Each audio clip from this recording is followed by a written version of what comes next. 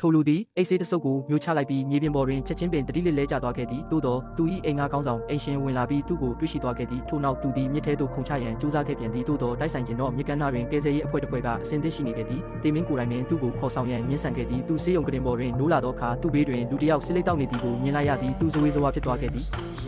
သို့တော့သူနာပြုဆရာမတဦးကထိုလူထန်လာပြီးစစ်လိပ်ဖြတ်ရန်ပြောဆိုသောအခါ secret တလိပ်သည်သူ့ကိုယ်ပိုင်လက်ထဲတွင်ရုတ်တရက်ပေါ်လာခဲ့သည်ပို၍စမ်းကြယ်သည်မှာထိုလူကိုသူတစ်ယောက်တည်းသာမြင်နိုင်ခြင်းပင်ဖြစ်သည်သူမြစ်ထဲသို့ခုန်ချခဲ့သည့်နေ့မှစ၍တရေများကိုမြင်နိုင်သောစွမ်းအားကိုသူရရှိခဲ့သည်နောက်ပိုင်းတွင်သူသည်နောက်ထပ်တရေလေးကောင်ကိုမြင်ခဲ့ရသည်ဘယ်တော့မှစားရတောက်ရသည်ဟုမရက်တန့်သောအစာကျူသည့်ကောင်လေးတစ်ယောက်စစ်လိပ်အလွန်မင်းဆွဲနေသည့်အမျိုးသားတစ်ယောက်တနေ့ကုန်အရက်တောက်နေသည့်အဖိုးအိုတစ်ယောက်နှင့်ငွေရသည်ကိုအလွန်ဝါသနာပါသည့်အမျိုးသမီးတစ်ယောက်တို့ဖြစ်ကြသည်ဂျိုးဤတစ်ယောက်တည်းသာသူတို့ကိုမြင်နိုင်သည်ကိုသူတို့သိရှိသွားကြပြီးနောက်ဂျိုးဤတွားလျာသို့လိုက်ပါကြတော့သည်လူသားတစ်ယောက်ဖြစ်အသက်ရှင်ရသည့်ခံစားချက်ကိုနောက်ထပ်တစ်ချိန်ခံစားနိုင်ရန်အတွက်သူတို့သည်ဂျိုးဤခန္ဓာကိုယ်ကိုခဏတာထားရန်လိုကြသည်စစ်လိပ်အလွန်တောက်သည့်အမျိုးသားသည်ဂျိုးဤ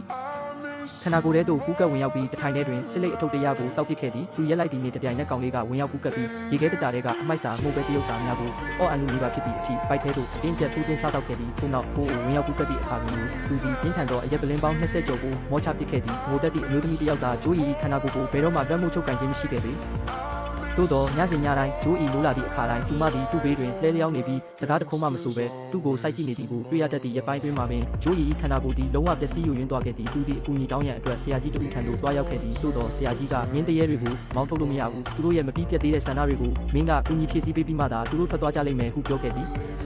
ထို့ကြောင့်ဂျိုးဤသည်အိမ်တို့အမြန်ပြေးပြန်လာပြီးသူတို့ဘာလို့ချင်တယ်လဲဆိုသည်ကိုစတင်မြင်မြန်ခဲ့သည်အဖိုးအို၏ဆန္ဒသည်အယိုးရှင်းဆုံးဖြစ်သည်သူသည်ကင်မရာဟောင်းတစ်ခုကိုပြန်ပေးခြင်းခဲ့ခြင်းဖြစ်သည်ဂျိုးဤသည်ရဲစခန်းမှကင်မရာကိုတွားရောက်ယူဆောင်ပေးခဲ့သည်အဖိုးအို၏တငယ်ချင်းဟောင်းထံပြန်လည်ပေးအပ်ခဲ့ကသူ့ကိုငယ်စဉ်ကအမတ်တရများကိုပြန်လည်ခံစားစေခဲ့သည်လူငယ်ကောင်လေး၏ဆန္ဒသည်အဖြူစင်ဆုံးဖြစ်သည်သူသည်သူ့အလွန်ကြည့်ချင်နေခဲ့သောကာတွန်းရုပ်ရှင်ကားတစ်ကားကိုအဆုံးထိကြည့်ချင်ခဲ့ခြင်းဖြစ်သည်ဂျိုးဤသည်သူနှင့်အတူရုပ်ရှင်တစ်ကားလုံးကိုရေမောကကြည့်ရှုပေးခဲ့ပြီးသူ့အတွက်အယုတ်ပွားလေးတစ်ရုပ်ကိုပင်ဝယ်ယူပေးခဲ့သည်တတိယမြောက်ဆန္ဒမှာစစ်လိပ်တောက်ရသည်ကိုနှစ်သက်သည့်အမျိုးသားထံမှဖြစ်ပြီးသူသည်တက်စီကားကိုနောက်ထပ်တစ်ကြိမ်မောင်းနေခြင်းခဲ့သည်သူသည်ဂျိုးရီခန္ဓာကိုယ်ကိုဥကပ်ပြီးကားကိုလမ်းပေါ်တွင်မောင်းနေခဲ့သည်သူသည် secret လိပ်ကိုမိမိရန်ပြင်လိုက်တော့လဲစစ်လိပ်တောက်ခြင်းသည်ကျမ်းမာရေးအတွက်မကောင်းကြောင်းရုတ်တရက်တတိယသွားခဲ့သည်ထို့ကြောင့်သူသည် secret ကိုသတင်းပေါက်အပြင်ဘက်သို့ပြစ်ပစ်လိုက်ပြီးရဲရာရှိတဦးကပြင်းကိုမြင်သွားပြီးသူ့ကိုနိုင်စင်တောင်းခဲ့သည်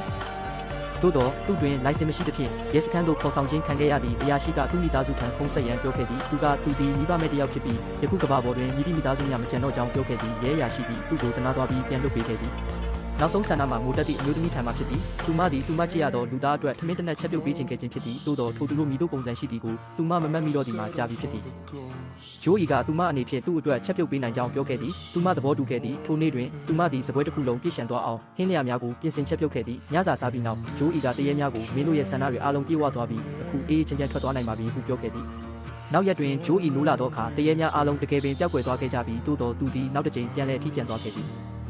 သူသည်ထမင်းဘူးတစ်ခုကိုထုတ်ပြီးသူနှစ်သက်ရသောကောင်မလေးနှင့်အတူဝေမျှစားတော့ခဲ့သည်လူတိုင်းကဟင်းနုတွေနဲ့ထမင်းလုံးတွေလောက်ကြတာပဲဟုသူမကမေးခဲ့သည်မင်းကဘာလို့ဆယ်လာရီတရုတ်နန်းနန်းကိုတုံးတာလဲဂျိုးဤကဘာလို့လဲဆိုတော့ဆယ်လာရီကသွေးအတွက်ကောင်းတယ်လို့အမေကပြောဘူးလို့လေဟုဆိုသည်သို့တော်ထိုစကားကိုပြောလိုက်သည့်ကာလအတွင်းမှာပင်သူသည်လုံးဝတောင့်တင်းအံ့ဩသွားခဲ့သည်သူ့ဘဝမှာမေ့လျော့နေခဲ့သောကလေးဘဝအမှတ်တရများသည်ဒီရေလားပြန်လဲလွှမ်းမိုးလာခဲ့သည်ထိုအမျိုးသမီးသည်သူ၏အမေပင်ဖြစ်သည့်ထိုအရာကိုသိရှိနားလည်သွားသည်နှင့်တပြိုင်နက်သူသည်အိမ်သို့အသေးအတန်ပြေးပြန်ခဲ့သည်သူ၏အမတ်တရများအားလုံးပြန်လည်ပေါ်ပေါက်လာခဲ့ပြီးထိုလူငယ်ကောင်လေးသည်သူ၏အကိုကြီးဖြစ်သည်သူ့ကိုကာတွန်းရုပ်ရှင်သွားကြည့်ပေးမိဆိုသည်မှာသူ၏အကိုကပေးခဲ့သောဂတိတစ်ခုဖြစ်သည်အယက်သမားအဖိုးအိုသည်သူအလွန်ချစ်ရသောအဖိုးဖြစ်သည်စစ်လိပ်တောက်သည့်အမျိုးသားသည်သူ၏အဖေဖြစ်သည်လွန်ခဲ့သောနှစ်ပေါင်းများစွာကသူ၏မိသားစုတစ်ခုလုံးသည်ပင်လယ်ကမ်းခြေသို့ကားဖြင့်ခရီးထွက်ခဲ့ကြသည်သို့သောကုန်တင်ကားကြီးတစ်စီးကသူတို့၏ကားကိုဝင်တိုက်ခဲ့သည်ကားသည်ထိန်းချုပ်မှုမဲ့သွားပြီး6ကမ်းပါးထဲသို့ထိုးကျသွားခဲ့သည်လူတိုင်းတေဆုံးသွားခဲ့ကြသည်သူ၏အမေကသူမ၏ကိုယ်ပိုင်ခန္ဓာကိုယ်ဖြင့်သူ့ကိုကာကွယ်ပေးခဲ့သောကြောင့်သာသူတယောက်တည်းရှင်တန်ကြံရစ်ခဲ့ခြင်းဖြစ်သည်သူအသက်ရှင်ခဲ့တော်လဲထိုနေ့မှစ၍သူ၏အမတ်တရအားလုံးကိုဆုံးရှုံးခဲ့ရသည်သူအိမ်သို့ပြန်ရောက်သောအခါအိမ်ကြီးမှာဗလာကျင်းနေခဲ့သည်မိသားစုကိုဆုံးရှုံးလိုက်ရသည့်ဝမ်းနည်းပူဆွေးမှုတန်သည်သူ့ကိုလုံးဝလွှမ်းမိုးနှိပ်စက်ခဲ့သည်ကွက်တိပင်ထွက်ခွာသွားခဲ့သောတရေများသည်ပြန်လည်ရောက်ရှိလာခဲ့ကြသည်သူ၏အကိုကမငိုရန်သူ့ကိုနှက်သိမ့်ခဲ့သည်သူ၏အဖိုးကသူ့ကိုစိတ်ရင်းမှန်ဖြစ်ချစ်တတ်ရန်ပြောခဲ့သည်သူ၏အဖေကသူ့ကိုဘယ်တော့မှစစ်လိပ်မတောက်ရန်ထပ်မံပြောခဲ့သည်ပြီးနောက်သူ၏အမေကသူ့ကိုဤမြကာလပတ်လုံးပြစ်ထားခဲ့သည့်အတွက်တောင်းပန်ခဲ့သည်နောက်ဆုံးတွင်သူ၏အမေသည်လွန်ခဲ့သောအချိန်ကကာကွယ်ပေးခဲ့စဉ်ကအတိုင်းသူ့ကိုတင်းကျပ်စွာပွေ့ဖက်ထားခဲ့လေသည်